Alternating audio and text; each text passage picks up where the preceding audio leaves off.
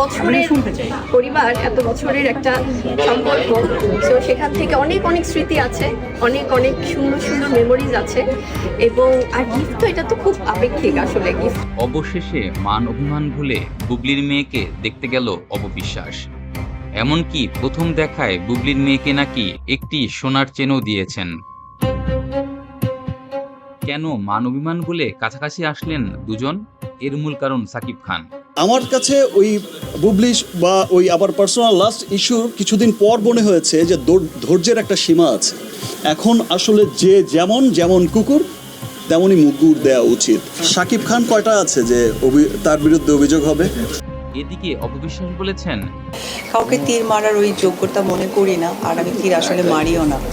Unfortunate হয়তোবা কার্মা বা ভাগ্যক্রমে আপনারা হয়তোবা তীরটাকে এদিক ওদিক করেন। বাট টু বি অনেস্ট, আমি অ্যাকচুয়ালি অপবিশ্বাস একাই। অবশ্যই আমার ফিল্ম কেরিয়ারে একটি মানুষের অনেক বেশি সাপোর্ট যুক্ত ছিল, অবশ্যই কিং খান। আদারওয়াইজ আমি বুবলি আজ একটি অনুষ্ঠানে অংশ নিয়ে বলেছেন, আমরা জানি না আবার কখন কবে দেখা হবে, খুব দ্রুত দেখা হতে পারে, আবার হয়তো বা দেখা যাবে যে দুজনের দেখা হলো বুঝলাম, কিন্তু অপবিশ্বাসকে কি মেনে নেবেন বুবলি? বুবলি এখন এক ছেলে এবং এক মেয়ের মা। বুবলি ছেলে এবং মেয়ের মা হওয়ার পর থেকে স্বাভাবিকভাবেই সাকিব খান আলাদাভাবে মূল্যায়ন করেন বুবলিকে।